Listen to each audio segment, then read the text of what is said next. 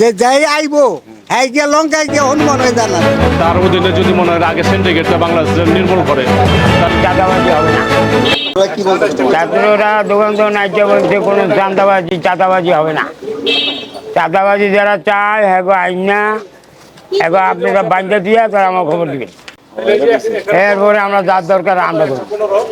বাংলাদেশে এখন যে বর্তমানে পরিস্থিতি বা আগের যা ছিল, আগে তো মনে করেন যে একচিদা সিন্ডিকেট করার কারণে জিনিসের দামটা একটু বৃদ্ধি ছিল, সেই জন্য মানুষের কোনো কিছু সুবিধা করতে পারে নাই।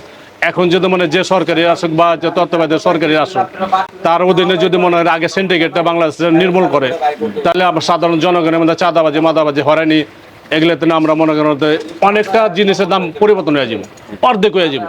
সেইটা আগে সিন্ডিকেটটা আগে ভাঙতেইব, যেমন বাংলাদেশে কোনো সিন্ডিকেট থাকবো না।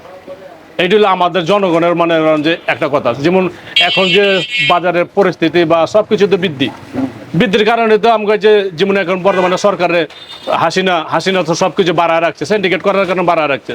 বাড়ায় রাখার কারণেই তো মনে করেন যে জনগণের কষ্ট হয়ে গেছে। যে এখানে আগে পাইছে 10,000 টাকা সরকারি চাকরি করে বা যে কোনো চাকরি করে 10,000 বা 12,000, এখন খরচ হয় তার 15,000 17,000। তো এই ঘাটতিটা এখন তো পুরনো জনগণেরই। এখন তো সবাই এই পরিস্থিতিটার জন্যই আমরা অনেক সরকারের আমার কাছে প্রস্তাব নামাইছি। এখন যে কোনো সরকার আসুক, আমাদের দ্রব্যমূল্যের দাম বেশি, গ্যাসের যারা মনে আছে গ্যাস যেমন বৈধ হয়নি, কিন্তু সরকারের লোকেরা কি করে ঘুষ খায় আর আবার ওই লেজার কাইটা ছুটা লিয়া জায়গা আবার 10,000 20,000 টাকা আবার লেজার লাগা দেয়। দুর্নীতিতে এই সরকারটা এই পয়সাগুলি পায় না। তাহলে আমাদের কথা হচ্ছে যে ওই গ্যাসও মনে করেন যে বৈধ করে দেখ, একচিটা সরকারি পয়সা পাবো। বা কারেন্ট বিল এখনো অনেক পয়সা নেয় কাইটা, ট্যাক্সটা মানুষ দেয় না কারণ সরকার দুর্নীতি করছে। হ্যাঁ এখন আমার বাট আমাদের কাজ আমাদের ঠিক মতো। হ্যাঁ ট্যাক্সও আমার যেমন কারেন্ট বিলও আমাকে কমায় দেব। আমরা তো যে সরকারের কাছে আমরা ভালো চলা পারুম, ভালো খাইতে পারুম, ওই সরকারকে আমরা চাম। এটা হচ্ছে তোমাদের চাওয়া। আমাদের চাওয়া আগামী নির্বাচনে আপনারা কারে ভোট দিবেন? যার যে মনে করেন যে যেমন এখন তো তত্ত্বাবধায়ক সরকার 3 মাস নেব বা 6 মাস নেব, তাদের অন্তরে এখন থাকতে হচ্ছে। যখন ম্যাচ শেষ হইব তখন তো একটা সঠিকভাবে একটা নির্বাচন হইব।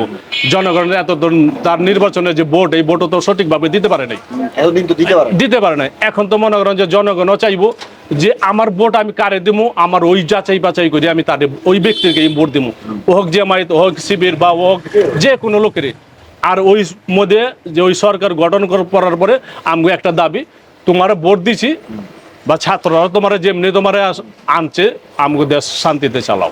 এটা হচ্ছে চাওয়া। এইটাই হলো আমার কথা হলো আমাদের দেশের মানুষের একটা স্বভাব আছে, যে রাজনীতি নোংরা একটা রাজনীতি, মানুষের ভোট কিনে। ভোটও কিনা হবে না। যেমন এই ভোট যে বেটা ভোট কিনে, যেমন ভোট কেনার কারণ হলো অনেক কিছু। ওরে মনে করেন যে আপনি যেমন আছে আমি 5,000 টাকা দিব বা আমি 2,000 টাকা দেবো, আমার ভোটটা আমি নৌকায় দিও বা আমার 2,000 টাকা দানে শেষ দিও, এগুলো চলবো না। এগুলা চলবো না।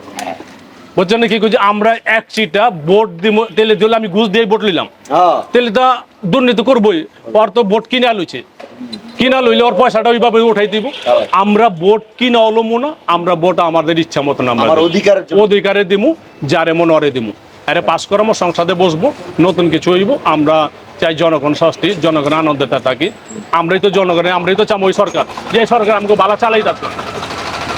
আমাদের চাওয়া পাওয়া এইটাই। যেমন এখন ভাই রাস্তায় কাজটায় যা আছে, যে কোনো জায়গায় যান দুর্নীতি।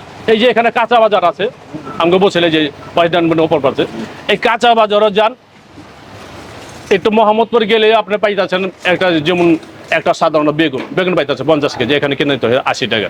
যার কাছে যাবেন অ্যাক্সিডেন্ট, এগুলো আমরা উঠাই দিব। এই অনিয়ন্ত্রণ যে বাজার, উঠাই দিব। এই যে এই গরিব সুন্দর একটা মানুষটা, আমি সুন্দর কি যে যাই আইবো হ্যাঁ গিয়ে লঙ্কায় গিয়ে হনুমান হয়ে জানাতেন। কারণ গরিবের জন্য সবসময় যেন দরজা খোলা থাকে। হ্যাঁ, আর গরিবের দিকে টান থাকতে হবে। এই সঙ্গে ওইটার মধ্যে বই এই গতি দেবো, এই কইব না যে আমি আমার দেশে গরিব নাই, ডিজিটাল বাংলাদেশ বানাই আলেছি আমি, এটা যে না কয়। আমরা এখানে একটা চায়ের দোকানের পাশে আসলাম। চায় স্টল আসলে বলা হয় বাংলা সাধারণ সংসদ। সেখানে এসে আমরা কারণ মানুষের সাথে কথা বললাম এবং তাদের চাওয়া পাওয়া কি, এবং তারা বললো যে আসলে তারা চায় দ্রব্যমূল্যের ঊর্ধ্বগতি এবং যে সিন্ডিকেট যে আছে বাংলাদেশে, দুর্নীতির যে সিন্ডিকেট, সেটা যেন ভেঙে যায় এবং সেখানকার মানুষরা যেন ভালো থাকে।